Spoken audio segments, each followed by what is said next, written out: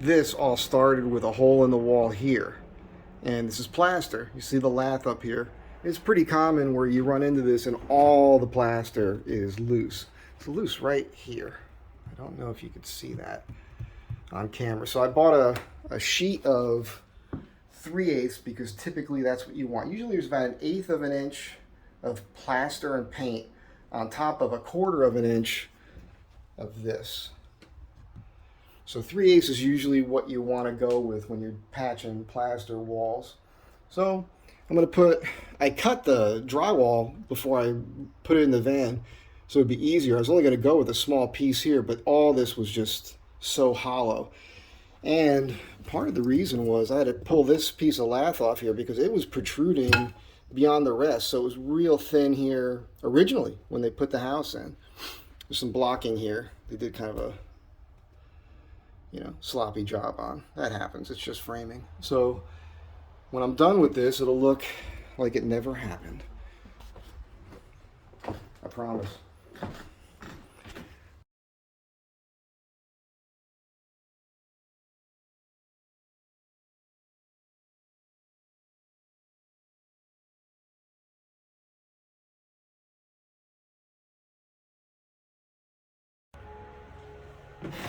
Okay, so this is coat number 2 on this stairwell.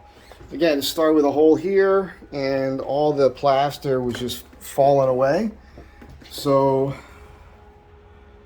I had to put a bunch of 3/8 drywall in. And in this situation, when you're not messing with the trim along the bottom and you don't want to mess with the other wall, get it as tight as you can and then use caulk. So that's what the tape is here for. The tape is here so I can peel that away now. Corner's nice and caulked, as well as the gap between the wall itself and the top of the base molding. So when this is all said and done, again, you won't notice. Second coat, looking pretty flat already. I don't typically sand between coats. I get it real flat. The key on this is to hold the knife as flat to the wall as possible. So I'll come back and scrape this when it dries a little bit. I might do a little sand or a wet sponge in a couple spots and then put a third coat on. That should be enough. So I'll probably be the guy priming and painting this too, as much as I don't like it. But the good news is that it's just this section from that point to here and then just in here. I'm just leaving this wall alone completely. And there's some cracks in this wall I could have gotten into, but it's a can of worms with these old plaster walls. You start messing with them, next thing you know, the whole thing falls apart. And there's a straight line seam here I can see, which is telling me there's likely a piece of drywall in there, but I'm not sure which side the drywall would be on. And if I start opening that up, it just turns into a much bigger job. So this was the most important part for now. And as I keep saying, when I'm done, you'll never know I was here. Also, another trick on this is going to be use a 3/4 inch thick nap roller when you're painting over new stuff. The reason is that thick nap, it'll create a texture, like a paint roller texture, so it'll match the rest of the texture on the wall. If you don't do that and you paint it, looks great, but when you look at it, it's too flat compared to the rest of the wall, texture-wise, so it makes it obvious there's been a repair there. When you do use the 3/4 inch thick nap paint roller, there's more air bubbles in it, so you've got to give it a couple coats. Really make sure you get good coverage on that. Just a tip. I might cover that when I get to the paint on this. So yeah, Hancock Park area of Los Angeles, and not my typical thing. It is something I'm good at because I've been in the trades now for 35 years or something. So have a great day. Be good to one another. Okay, third coat is on. Hi. And it's looking pretty smooth. But because it's a patch, when you do new home construction, 3 coats is usually enough. But when you're kind of patching a wall, it could take maybe a 5th. And that doesn't mean a full coat. That just means there could be like a little bit of a void here or there. It's a little shallow. You might want to fill up a little bit. So pretty good. Like I said, maybe one more after this dries. and then go ahead and prime and paint like I mentioned to you a few minutes ago. Okay, so this is the fourth application. You can see the color difference.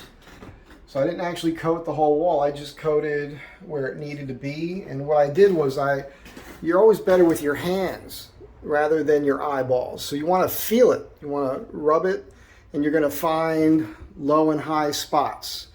So I knew I needed to fill this area in here because there's a high spot here, and I needed to fill it in a little bit to the side of that high spot. I had a little bit of a hole here, and across here I tidied that up down there. So now I should be able to feather this out with a wet sponge and then prime it, and it should really be flat. And you know, did I go nuts? Maybe, because when you look at the rest of the walls in the house and the cracks and the unevenness, you know, it doesn't matter too much.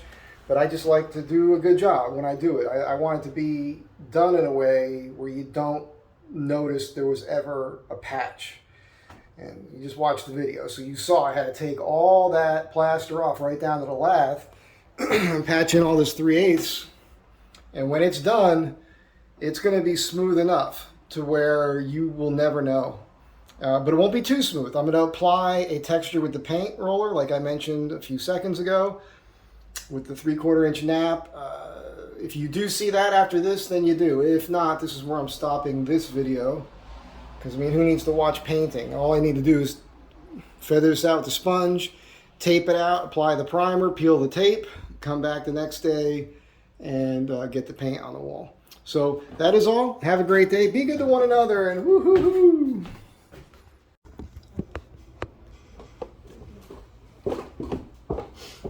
Hoping this sees everything here. So the trick, instead of sanding, is damp sponge.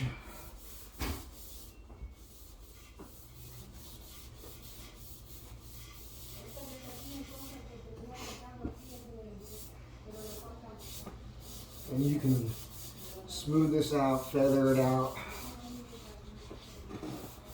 and rely more on your sense of touch than your eyeball.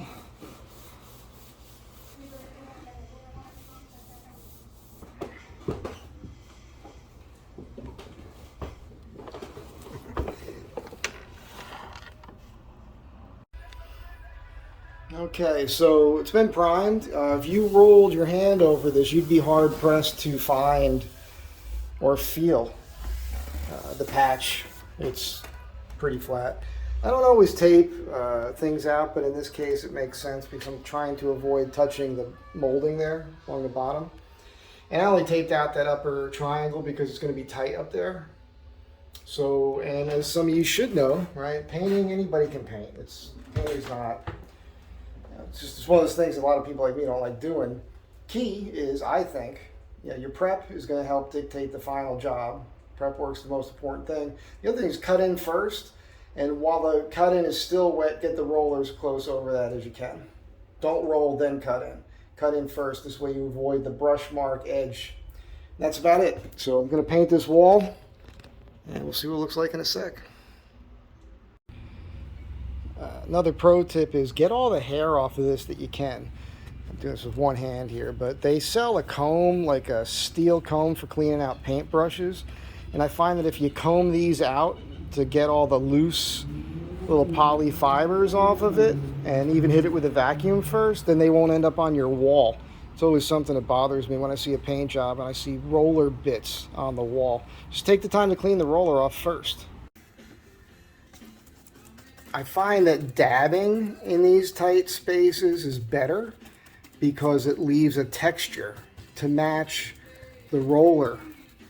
Here's another tip. It's another tip here. I mentioned the whole thing about dabbing in that tight spot, but it actually works. This is what I like to do, load up the brush and dab it on the wall. But it works good here too. When you cut in, if you just dab it, kind of do this sort of thing, it's going to leave a texture there. So you don't have to worry about that thing where you get the roller, but then there's the smoother brush mark. It just helps blend it all so that that texture goes all the way down to your paint line. To me, it's a neater thing. It's something most people don't even notice.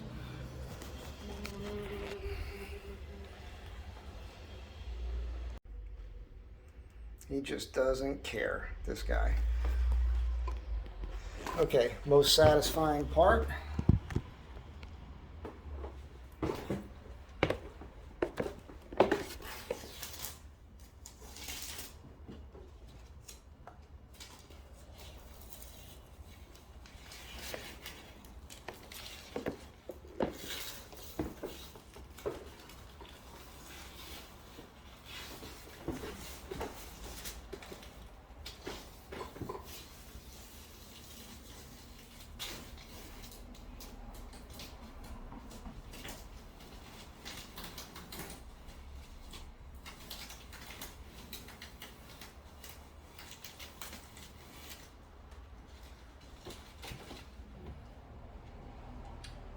That is good. Good, good, good, good, good. Touch up a little bit there, but that's it.